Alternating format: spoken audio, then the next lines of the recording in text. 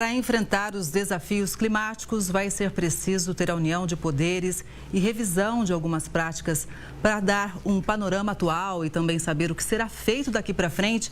A gente faz conexão com a ministra do Meio Ambiente e Mudança do Clima do Brasil, Marina Silva. Boa tarde, ministra. Boa tarde para todos os que nos acompanham agora. Ministra, as previsões de que o sul do país e também a Bacia do Prata seriam afetadas por eventos extremos climáticos, elas são feitas há mais de 10 anos. Existe também a previsão de que a redução do volume hídrico já atinge o Pantanal e também a região amazônica. Minha pergunta é como que o Brasil se prepara para essas mudanças que, na verdade, já chegaram? Realmente, como você disse, Kelly, é muito triste saber que essas mudanças já chegaram, porque o alerta foi dado há mais de 40 anos atrás. Há 31 anos atrás, na Rio 92, se fez as 3 grandes convenções que iriam fazer o enfrentamento da crise ambiental global, na Convenção da Desertificação, de Biodiversidade e Clima. A Convenção do Clima, com certeza, é uma das convenções que mais tem sido debatida no mundo inteiro. Infelizmente, países e governos inteiros e empresas não fizeram a sua parte. Os ambientalistas e cientistas sempre disseram que ia chegar um momento em que nós iríamos entrar numa mudança de completa desestabilização do sistema climático tal qual nós o conhecíamos. Esse momento chegou, agora nós estamos pagando o preço. O que pode ser feito é o que a gente tem tentado fazer. Há 20 anos atrás, quando eu fui ministra do Meio Ambiente, fiz um esforço enorme para reduzir desmatamento. Conseguimos reduzir desmatamento em 83%, evitamos lançar na atmosfera 5 bilhões de toneladas de CO2. Infelizmente, nos últimos 4 anos, todo esse esforço foi perdido. Nós tivemos graves problemas de abandono das políticas ambientais, das políticas de mitigação, de adaptação, de enfrentamento ao risco climático extremo. Agora, estamos trabalhando para recuperar essas políticas e atuando já no caos estabelecido. Então, eu estou trabalhando agora num plano de como a gente administra o risco climático. Atualmente, nós fazemos a gestão do desastre, que é isso que está sendo feito e tem que ser feito lá no Rio Grande do Sul. Nós temos que fazer a gestão do risco. Agora, para que isso aconteça, prefeituras, governos estaduais, o Congresso, todos os setores têm que fazer a sua parte. Só para você ter uma ideia, Kelly, agora no meio disso que nós estamos vendo aí, essa situação dramática, pautaram um projeto no Senado, na Comissão de Constituição e Justiça, que quer reduzir a reserva legal na Amazônia de 80% para 50%.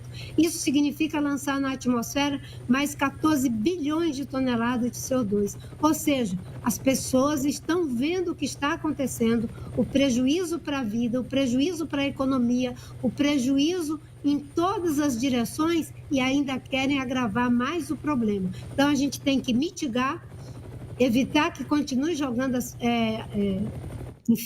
CO2 na atmosfera e, ao mesmo tempo, nos adaptar, transformar o nosso modelo de desenvolvimento e, principalmente, a nossa consciência e nos prepararmos para que aquilo que a gente já sabe que vai acontecer, aconteceu o ano passado, aconteceu esse ano e provavelmente pode acontecer no ano que vem. É trabalhar cada vez mais de forma preventiva. Isso também atuando, por exemplo, em relação ao combate ao desmatamento, não é, ministra? Que é um problema grave, crônico, que é um desafio aqui para o nosso país, um deles, né? Segundo o MAP Biomas, por exemplo, o Pampa teve um aumento de 27,2% na área desmatada, isso de 2021 para 2022. E nos últimos 37 anos, inclusive, eu acho que esse é um dado muito importante, porque o bioma perdeu o equivalente a 70 vezes a área do município de Porto Alegre, o que significa 3,4 milhões de hectares. Então, eu acho que um dos pilares também passa por um trabalho intenso de combate ao desmatamento, né? Isso está sendo feito No passado, essas políticas foram abandonadas durante 4 anos. Nós retomamos as políticas, conseguimos já uma redução de desmatamento na Amazônia de 50% no primeiro ano do governo do presidente Lula. Agora já conseguimos uma redução de 55% nesses primeiros meses do governo e estamos trabalhando em todos os biomas. Nós temos que reduzir a emissão de CO2 por desmatamento em relação a transporte, energia, temos que reduzir desmatamento, emissão de CO2 também e, sobretudo, pelo uso de combustível fóssil, que é carvão, petróleo e gás. Porque mesmo que a gente faça 100% do dever de casa, no compromisso do presidente Lula de que vamos zerar o desmatamento até 2030, se o mundo continuar lançando CO2 em função de uso de petróleo, carvão e gás na atmosfera, nós vamos continuar com esses mesmos problemas. Nós estamos vivendo nesse momento a ameaça de seca no Pantanal, na Amazônia vai começar o período da seca, por incrível que pareça, rios enormes, como o Solimões, o Amazonas, a gente passando a pé enxuto, e no Rio Grande do Sul, passado a chuva, vai vir um longo período de seca. O sistema climático foi abalado e nós temos que nos adaptar a essa nova situação, nos preparar, nos adaptar, continuar mitigando o que leva à mudança do clima e, sobretudo, mudando a nossa consciência. A nossa consciência precisa se dar conta de que, se nós não tomarmos os cuidados necessários, nós estamos comprometendo o futuro da vida na Terra. A vida é o que há de mais frágil. A natureza, na conformação que for, ela vai continuar existindo. Agora, a vida só existe nas condições em que ela foi criada. E se nós alteramos esse sistema, com certeza o preço é muito alto a ser pago. Pois é, inclusive, a gente agora, claro, não é o momento a gente achar culpados, apontar dedos para ninguém, é o momento de socorrer as pessoas, mas é preciso, sim, iniciar uma discussão de, inclusive, análise, né, de que rumo a gente está levando, né, ministra?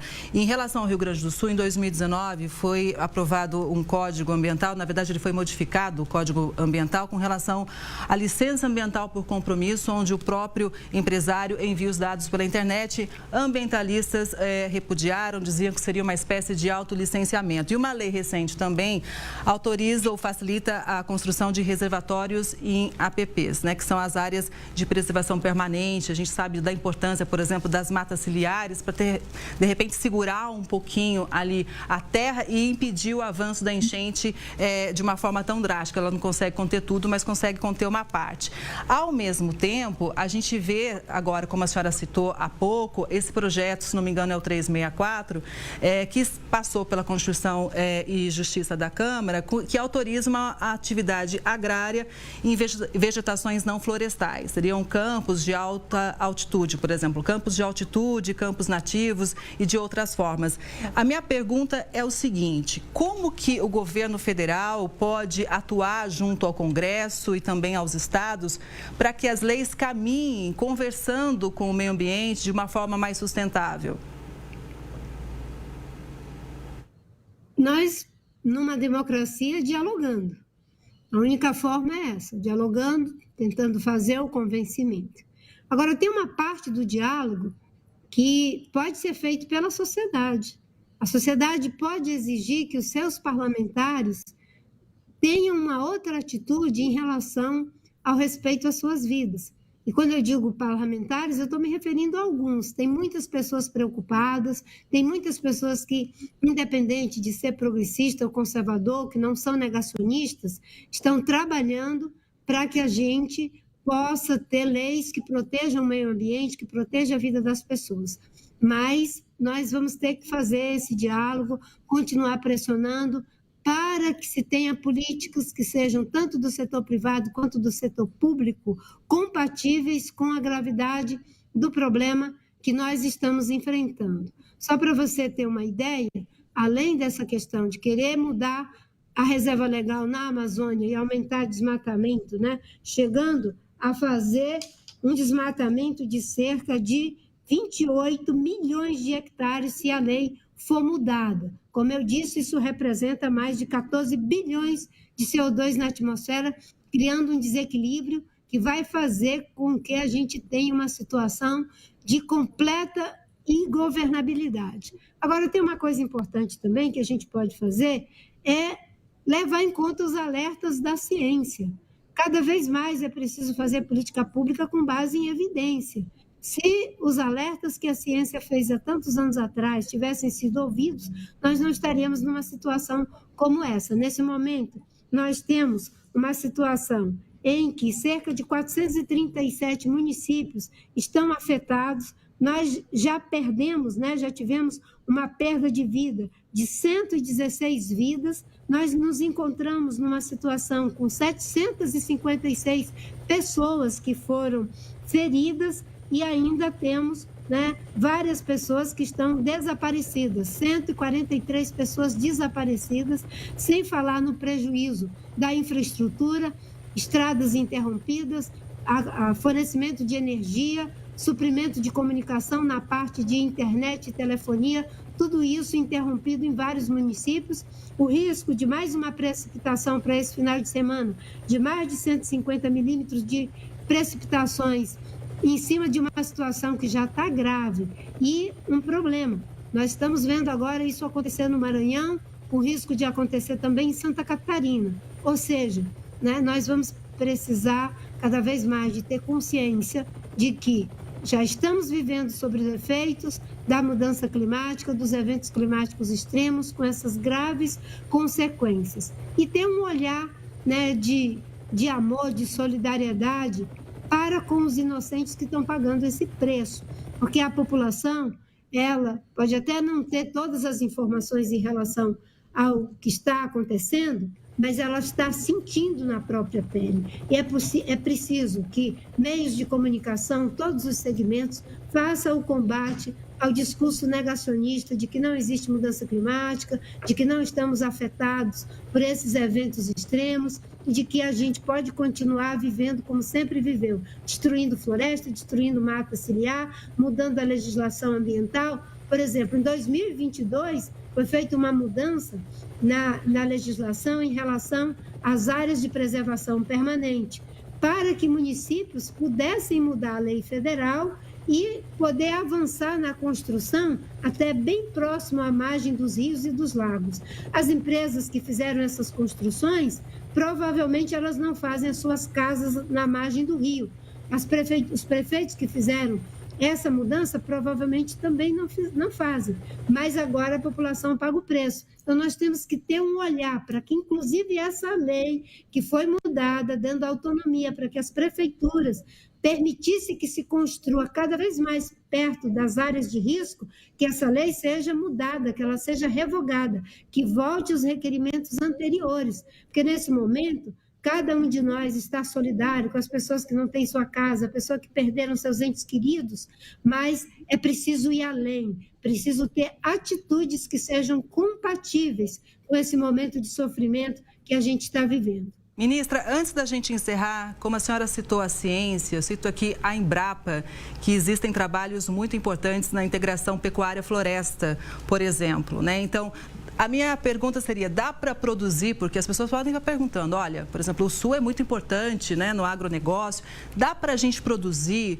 respeitando o meio ambiente, aumentando ainda a produção, mas integrando com a proteção ambiental? E mais, o governo pode aumentar o incentivo para ações do agro de baixo carbono? Eu digo isso porque hoje o investimento ele é muito pequeno em relação ao Plano Safra para quem investe, por exemplo, inclusive incentivar mais pequenos produtores em iniciativas assim, de agro de baixo carbono. Nós já estamos trabalhando o Plano Safra, que já mudou a lógica que era anteriormente, o que a gente tinha? Os recursos do Plano Safra, 0,8% para a agricultura de baixo carbono. A partir do governo do presidente Lula, num trabalho entre eu, o ministro Paulo Teixeira, o ministro Fávaro, o ministro da Fazenda, a gente mudou essa lógica para um Plano Safra que seja todo ele agricultura de baixo carbono, premiando com redução de juros aqueles que têm reserva legal, aqueles que têm cadastro ambiental, aqueles que têm boas práticas usando bioinsumos, ou seja, aumentando cada vez mais os incentivos para que se tenha um modelo sustentável de desenvolvimento em todos os setores. Nós já temos o plano de transformação ecológica, dentro do plano está previsto a parte de infraestrutura resiliente, a parte de cidades sustentáveis, de energia que seja voltada para uma base limpa de energia elétrica e não mais uso de combustível fóssil. Tem um esforço muito grande. Agora, a gente não pode fazer com que a legislação fique mais fraca para permitir mais desmatamento, mais uso de combustível fóssil lançado na atmosfera e para que a gente possa ter políticas públicas que nos leve a sair da lógica da gestão do desastre para a gestão do risco. A gestão do risco é prevenir. O custo de prevenir é menor do que aquele de arremediar. Nesse momento, nós estamos tentando arremediar. O governo federal já disponibilizou cerca de 50 bilhões para a reconstrução e o atendimento emergencial ao Rio Grande do Sul. Nós vamos ter que trabalhar uma série de ações que, depois que as águas baixarem, é que nós vamos saber o tamanho, né, do desafio que tem pela frente em vários setores, na parte das estradas, na parte de comunicação, e na parte de reconstrução de casas. Algumas casas, com certeza, não poderão mais ser construídas no mesmo lugar, escolas inteiras que têm que ser mudadas, hospitais que perderam equipamentos. Ou seja, nós temos uma situação que é muito dolorosa, muito difícil, em que a gente tem que se solidarizar, tem que aprender com isso tudo que está acontecendo conosco e nos prepararmos para entender que o ano que vem isso tudo pode se repetir, infelizmente. É muito triste dizer isso nesse momento, mas a gente tem que estar preparado. Exatamente, é um momento histórico e triste que esperamos superar, né, com novas ações. Ministra, muito obrigada pela entrevista. A Record News está sempre de portas abertas. Uma boa tarde. Boa tarde a você, boa tarde a todos que nos acompanham e que Deus possa nos dar sabedoria para lidar com isso, usando os conhecimentos e a tecnologia que Ele mesmo já nos proveu. Obrigada mais uma vez, ministra.